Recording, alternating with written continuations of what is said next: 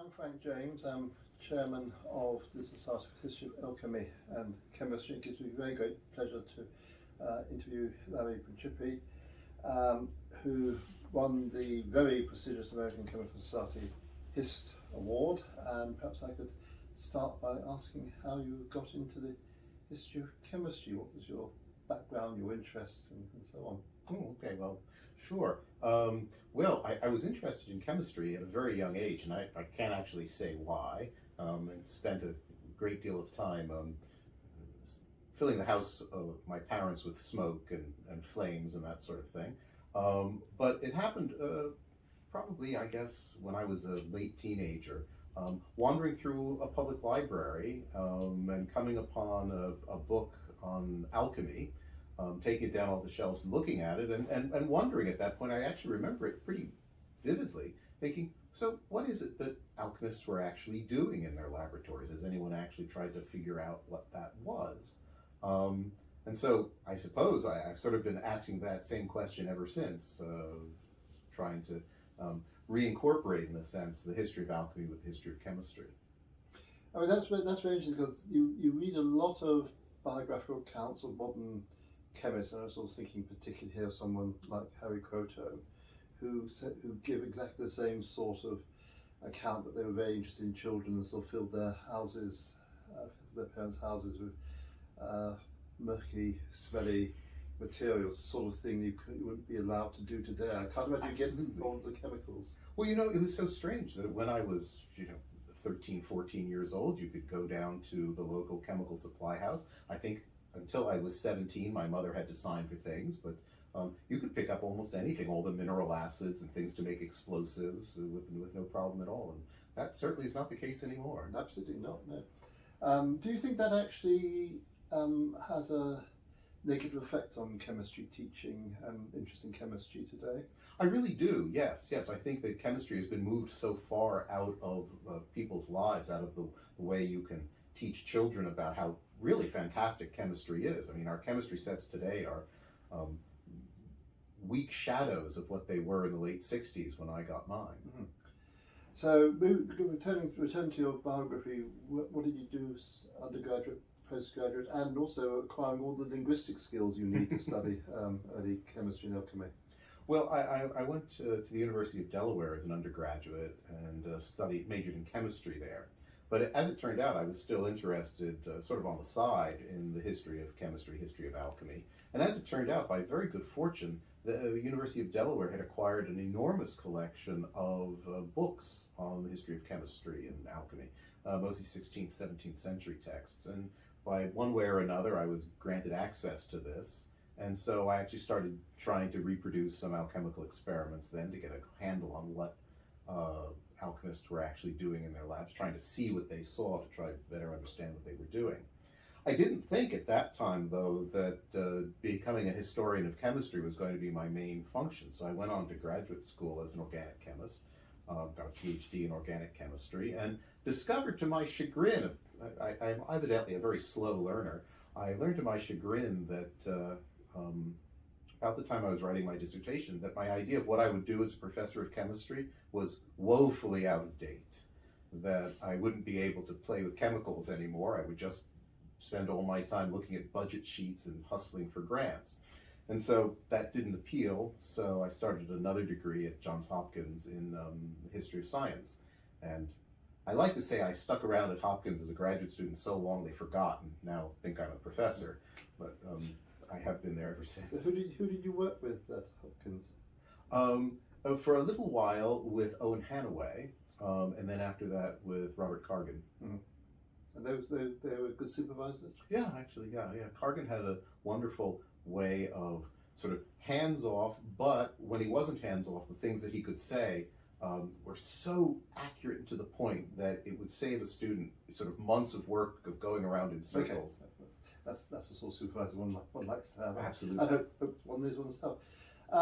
So I suppose if one sort of thinks about your work, the thing that really stands out is your replication, attempting reconstructions of alchemical experiments from the sort of early modern period, and I think I can see that without your really early interest in chemistry, presumably your PhD in organic chemistry, which must have given you a lot of experimental skills, you wouldn't have this sort of rich idea of replicating, repeating, reconstructing, whatever word you'd like to use, experiments. I think that's right. And also, I think one of the things that did actually help, and sounds a little bit strange, that when I was trying to learn chemistry, actually before I got to graduate school, I spent a lot of time reading 19th century chemistry textbooks because they tended to give me the kind of information about the properties and the reactions of substances that you don't really get in college chemistry courses anymore, which tend to be more theoretical. So sort of my knowledge of inorganic chemistry comes from the classic texts of the mid-19th century, and that's been a huge help. I mean, how do you address issues of purity of chemicals? Because after all, chemicals nowadays are much, much purer, we assume, than they were in the early modern period, and that those impurities would have presumably had some sort of effect. It was part of your work trying to identify what sort of impurities might be causing the effects that are reported. That's right. Sort of again and again, the presence of impurities really sends the reaction either on different routes, or perhaps sometimes the alchemists were actually purifying what we would consider impurities. Of course, they didn't know that they were impurities. They were sourcing their materials usually from natural sources. And so in one case, one of the first things I tried to do was to follow Basil Valentine's method of making the glass of antimony. And I worked on that for months and months and couldn't get it to work. And eventually what it turned out was that the pure materials I was starting with didn't have the right impurity, which is a little bit of silica, which either you could get that out of the ore, there would have been bits of sand or quartz in the ore, or the old crucibles had sand in them, and so it could be dissolved out from the body of the crucible. So it's not even just a matter of the impurities alone, but also the way their materials, whether it's their glassware or their ceramics, interacted with the materials. So what you're effectively saying is, or arguing, is that by replicating the experiments, by taking seriously the actors' descriptions of what they saw, you're able to reconstruct really very precisely, in modern terms, what they were actually doing. Yes, much of the time. I can't say it always works, but it does clarify some of the claims that were made by early workers, that from a point of view of just, if you were just thinking about this in a purely chemical way, if you did what I call an armchair translation of their terms into modern language, what they're saying just should not work. And once you've got the impurities in there, then suddenly, aha, it does work. On a sort of issue of sort of the longue durée, how do you see your work affecting our understanding of the sort of transformations that allegedly occurred in chemistry in the late 18th century? Because there's this enormous sort of argument that somehow Lavoisier sort of said, right, that's it. There's a sort of point in 1789, pre-1789, post-1789. Does your work sort of give any traction to what might have happened then, particularly in sort of writing out alchemy from being a sort of unrespectable progenitor of chemistry? Yeah, I think one of the things in the great big picture is that I'm trying to recapture some of the lost history and heritage of chemistry. I know that certainly when I started in looking at the history of chemistry, often the history of chemistry is quite compressed. And you would find histories of chemistry, I think one still can, that begin with either Lavoisier or Dalton, or at best perhaps Boyle. Nevertheless, the work that I'm doing and the work that some of my colleagues are doing show that the kind of techniques that Lavoisier used, even though he brought them to a level of perfection and precision that had not been seen before, those same techniques were being used much, much earlier, centuries before Lavoisier. And so there was within chemistry for a very long period of time a set of principles, a set of ways of working with matter that were essential background to what Lavoisier was doing. He didn't necessarily come up with that by himself. There wasn't a day in 1789 where, right, we've got a new chemistry here. One thing that's worried me a lot as chair of SHAC over the last few years is the sort of relatively poor relationship that exists between what you might call professional historians of chemistry and chemists. And I sort of I don't know whether it's a particularly English problem, but it certainly exists in England. And I do my best to try and sort of say we're sort of approaching the same sort of problems, but in different ways, and there shouldn't be any sort of question of elitism or snobbery or anything like that. I'm just wondering whether your chemistry colleagues at Johns Hopkins take any interest in what you do from in that sort of context. Yeah, I think it depends. It varies from person to person, and also from institution to institution. I've been at some institutions where the chemistry faculty had no interest whatsoever. Fortunately, that's not the case at Hopkins.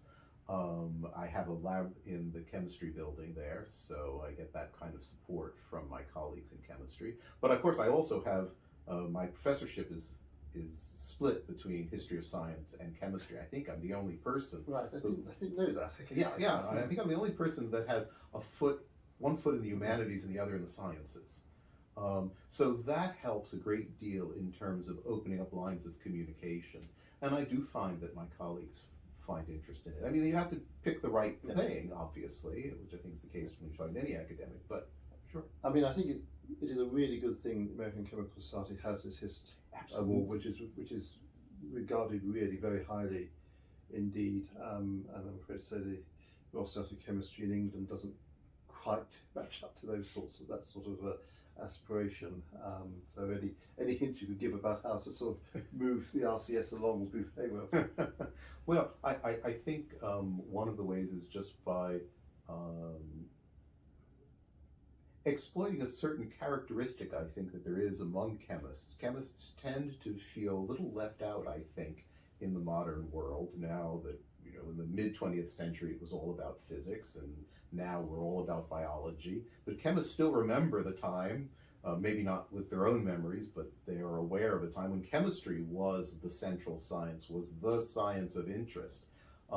So one way of getting more interest among chemists is to say, well, look, you are part of a grand heritage, a grand historical heritage that goes back to the Middle Ages and before, that really set the foundations, I think, I will make this argument, in fact, tomorrow, that really set the foundations for the way human beings deal with interactions with the material world and take control of the material world to produce things.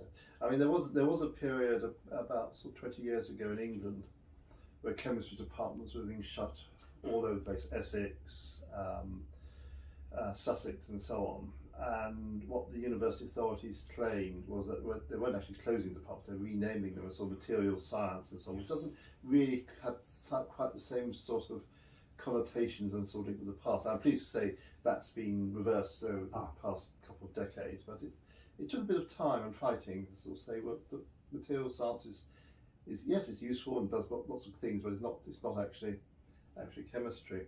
Well, that's sort of one of the fates of chemistry as a discipline, that it's so important and it deals with so many different things that it's constantly producing spin-offs, whether it's material science or what's called molecular biology. Of course, molecules don't actually have biology, they have chemistry, don't they? That's right, yeah. So all of these things, chemistry just sort of expands but loses the label of chemistry at some point.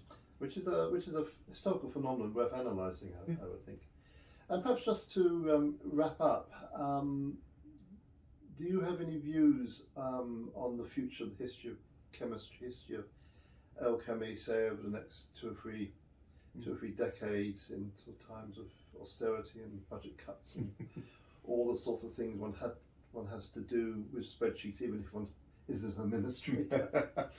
Well, I have two answers to that. One is a strategic way going forward that I think the public is very, very interested generally in the history of science, and then by extension the history of chemistry as well. We have to do, in a sense, a better job of engaging the public with what it is that we actually do and how important our work is and how intriguing and interesting the kind of discoveries we're making.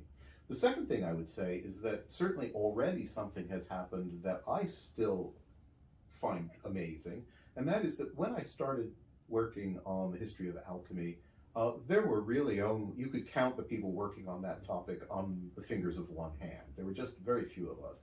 And I know a number of people, when they would ask me, what is it you do? And I say, well, I study the history of alchemy. I would get this very peculiar look, and they would go and try and find someone else to talk to.